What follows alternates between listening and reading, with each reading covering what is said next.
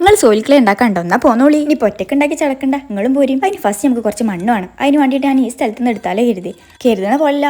മുട്ടം വെയിലായതുകൊണ്ട് തന്നെ വെള്ളമൊക്കെ വെച്ചാൽ പൊതിർത്തി അടിയിൽ മണ്ണെടുക്കണം പറയുമ്പോൾ ഭയങ്കര ടാസ്ക് തന്നെ. അപ്പുറം ഐഡിയ ചെയ്യാം. ഒരു അപൂർവത്തിൽ ഉണ്ടായ ഒരു പർവ്വതമുണ്ട്. ഇതെന്താ മനസ്സിലായോ? കിണർ കുഴിച്ചപ്പോൾ അടിയിൽ കിട്ടിയ മണ്ണാണ് കേട്ടോ.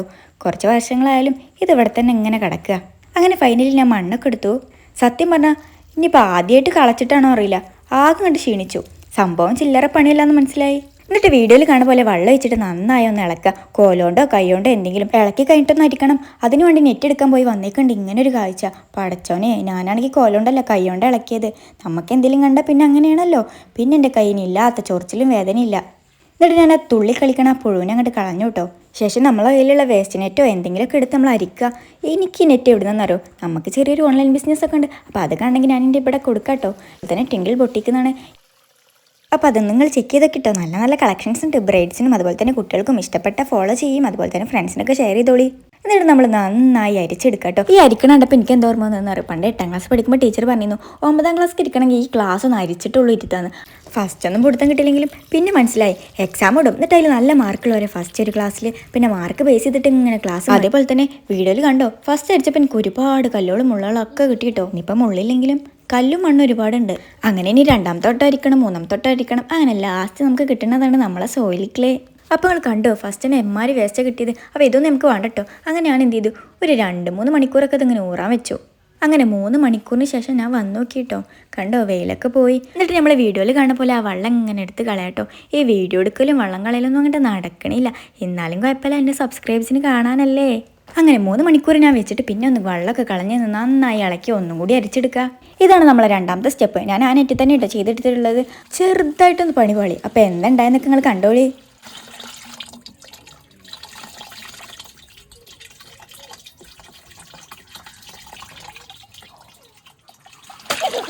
ഇനിയിപ്പോൾ എല്ലാം പാടെ ഒഴിച്ചിട്ടാണ് എന്താ അറിയില്ല. പിന്നെ ഞാൻ നെറ്റൊക്കെ കേക്ക് വേറൊരു ബക്കറ്റേക്ക് 2ാമത് ഒഴിച്ചു കിട്ടോ. അപ്പോൾ ഫ്ലോപ്പ് ആവാൻ കാരണം ഞാൻ നല്ല ഫോഴ്സിലാട്ടോ ഒഴിച്ചത്. അപ്പോൾ എനിക്കൊരു കാര്യം മനസ്സിലായി, കുറച്ച് ഒഴിച്ചിട്ട് ഫുള്ളൊന്നും അതിൻ്റെ അടിക്കായിട്ട് പിന്നെ ഒഴിച്ചാൽ മതി. അങ്ങനെ മെല്ലെ മെല്ലെ ചെയ്താലുള്ളൂ കാര്യം നടക്കുക.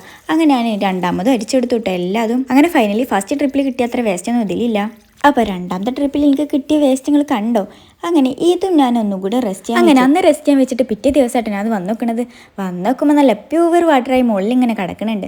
പിന്നെ നമ്മളെ അടുത്ത സ്റ്റെപ്പ് ആ വെള്ളമൊക്കെ നമ്മൾ അടി തട്ടാതെ നൈസിൽ എടുത്ത് കളയാന്നുള്ളതാണ്. അപ്പോൾ വീഡിയോയിൽ കണ്ട പോലെ നിങ്ങൾ ചെയ്തോളിയും. ഇതിൽ കുറച്ച് സ്പീഡൊക്കെ ഉണ്ടെങ്കിലും ശരിക്കും ഞാൻ മെല്ലെ ഇട്ട് എടുത്തത്. പിന്നെ അതിൻ്റെ ശേഷം ഒന്നും കൂടി നന്നായി ഇളക്കിയിട്ട് പിന്നെ ഒന്ന് അരിച്ചെടുക്കാം കേട്ടോ.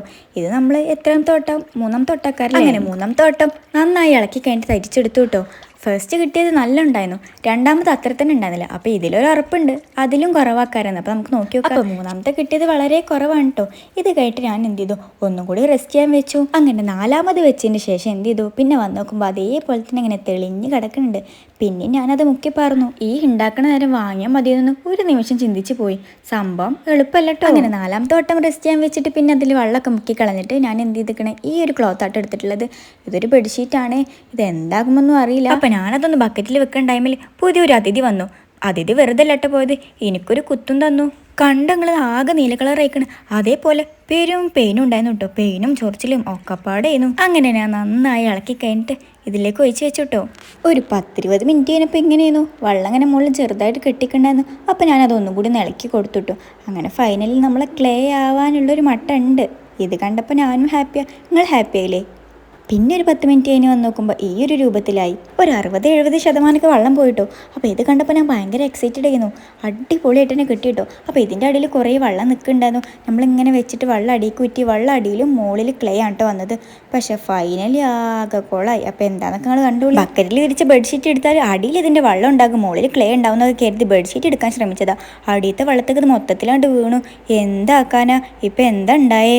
പക്ഷെ നമ്മൾ വിട്ടുകൊടുത്തില്ല കേട്ടോ. നമ്മളിത് ആദ്യക്കെന്ന് വേറൊരു ബക്കറ്റൊക്കെ പിന്നെ ഇട്ടു. അല്ലാതെ ഇപ്പം എന്ത് ചെയ്യാനാ, സംഗതി തുടങ്ങിയില്ലേ. ഇനിയിപ്പോൾ ഫൈനൽ റിസൾട്ട് കണ്ടിട്ടേ വായിക്കാരും.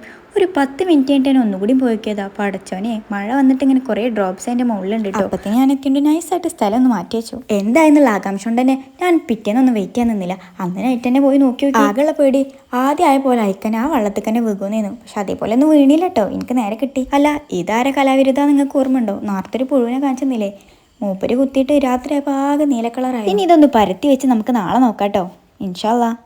അങ്ങനെ പിറ്റേന്നായിട്ട് നോക്കിയപ്പോൾ നല്ല അടിപൊളിയായിട്ട് തന്നെ കിട്ടിയിട്ടുണ്ട് കേട്ടോ. ഇത് കണ്ടപ്പോൾ മനസ്സിലൊരു പൊന്നീച്ചയൊക്കെ പാറി നല്ല സോഫ്റ്റ് ആയിട്ട് തന്നെ കിട്ടിയിട്ടുണ്ട് കേട്ടോ. അതെങ്ങനെ സോഫ്റ്റ് ആവാതിരിക്കുക, നമ്മൾ അത്രയും ടൈം ഫിൽറ്റർ ചെയ്തതല്ലേ. അല്ല ഇതിലിപ്പോൾ അവസാനിച്ച് കരുതുങ്ങൾ ഇല്ല കേട്ടോ. അപ്പോൾ നമ്മൾ ഇനി നന്നായി കുഴക്കണം കേട്ടോ. ഈ ചപ്പാത്തിയും പത്തിരിയൊക്കെ കുഴക്കണ പോലെ നന്നായി കുഴക്കുക. ഫസ്റ്റ് കൈ കൊണ്ടൊന്ന് ട്രൈ ചെയ്ത് നോക്കി. അപ്പോൾ എനിക്ക് തോന്നി ഈ തുണിയിൽ വെച്ച് കുഴക്കണം തന്നെയാണ് അടിപൊളിയായിട്ട് കിട്ടുന്നത്. അപ്പോൾ അങ്ങനെ ചെയ്തപ്പോൾ നല്ല സെറ്റാക്കി കിട്ടി. അല്ല വെറും തുണി കൊണ്ട് കുഴച്ചിട്ടില്ല ഈ രൂപത്തിൽ കിട്ടിയത്. അത് കഴിഞ്ഞിട്ട് ഞാൻ വീഡിയോ എടുക്കാതെ ഒരുപാട് കുഴച്ച് എനിക്ക് ഈ ഒരു ടൈപ്പ് കിട്ടിയിട്ടോ. പിന്നെയാണ് എനിക്ക് ഓർമ്മ അതൊന്നും വീഡിയോ എടുത്തില്ല, അതിൻ്റെ സബ്സ്ക്രൈബ്സിന് ഇതൊന്നും കാണാൻ പറ്റൂലല്ലോ എന്നുള്ളത്. പിന്നെ ഒന്നും നോക്കില്ല, ക്യാമറയൊക്കെ സെറ്റ് ചെയ്ത് ഞാൻ അങ്ങനെ അടിപൊളിയാക്കിയിട്ട് തന്നെ എടുക്കാൻ തുടങ്ങി. എങ്ങനെയുണ്ട്? അപ്പോൾ നിങ്ങൾക്ക് ഇനി ട്രൈ ചെയ്യാം കേട്ടോ. ഇനി ഇതുകൊണ്ടുള്ള ഓരോ സാധനങ്ങളും ഉണ്ടാക്കണൊക്കെ ഞാൻ വീഡിയോയിൽ പോസ്റ്റ് ചെയ്യും. അപ്പോൾ സബ്സ്ക്രൈബ് ചെയ്തോളി.